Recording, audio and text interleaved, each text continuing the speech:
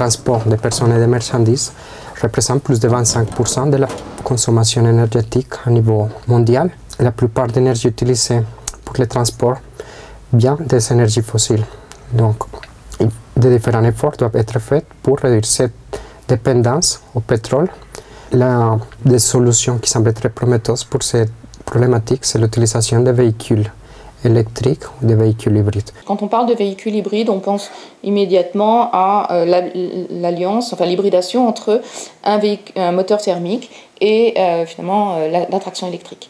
Nous, on lui donne une acceptation plus large, puisque un véhicule hybride, c'est un véhicule qui va admettre plusieurs sources d'énergie, qu'elles soient primaires, non réversibles, hein, donc type un moteur thermique, hein, c'est pas parce qu'on freine qu'on refabrique de l'essence ou du diesel, ou bien des solutions réversibles, telles que des batteries d'accumulateurs ou des supercondensateurs. L'intérêt de ces véhicules ECHE est le véhicule d'évaluation des composantes de la chaîne électrique, c'est qu'on a un laboratoire mobile, un véhicule ECHE réel qui nous permet de tester, d'évaluer notre loi de gestion d'énergie, notre loi de commande. Ça nous permet aussi d'évaluer les différentes sources énergétiques, notamment les systèmes piles à combustible, les systèmes supercondensateurs et les batteries. Alors, chacune de ces sources a des caractéristiques différentes. La pile à combustible, c'est la source qui fournit toute l'énergie nécessaire pour faire un parcours. Mais les systèmes supercondensateurs, c'est le système qui permet d'accélérer le véhicule et après aussi de récupérer l'énergie de freinage. C'est ça qui la gestion il fait automatiquement. C'est bon, s'il regarde les conditions de vitesse, qu'est-ce qu'il demande, le conducteur, l'accélérateur, le frein, et il va donner la consigne pour les différentes sources. Alors, du coup, ce qu'on a fait, on a intégré à ces véhicules un système de gestion d'énergie qui est basé sur l'intelligence humaine. Des différents conducteurs, ils ont des différentes habitudes pour conduire ces véhicules. Et, par exemple, il y a des conducteurs qui ont une conduite plus sportive, mais il y a aussi des conducteurs avec une conduite plus souple.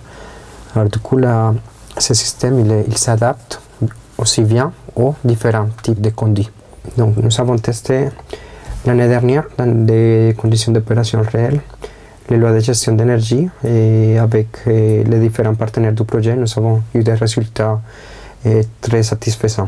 La démonstration qui a été faite sur le véhicule ECHE dans le cadre de ce travail-là a démontré l'intérêt de l'hybridation de sources électriques pour optimiser l'énergie disponible. L'étape d'après, qu'on a déjà démarré au sein du laboratoire, mais pas à l'échelle d'un véhicule, pas à l'échelle 1 dans un véhicule, c'est la récupération de la chaleur, puisque à bord d'un véhicule hybride thermique, on a une grande dissipation de chaleur, une grande partie de l'énergie est dissipée sous forme de chaleur, notamment donc sur la chaîne d'échappement. Et là, c'est intéressant d'aller récupérer cette chaleur pour augmenter l'efficacité globale du véhicule. Nous avons démontré alors qu'avec la recherche qu'on peut réduire la consommation d'énergie dans les systèmes de transport d'une façon technologique. Mais après aussi, il faut la consommation d'énergie, elle dépend forcément de la personne, de la façon de conduire. Alors, une conduite économique, ça permet aussi de réduire la consommation d'énergie.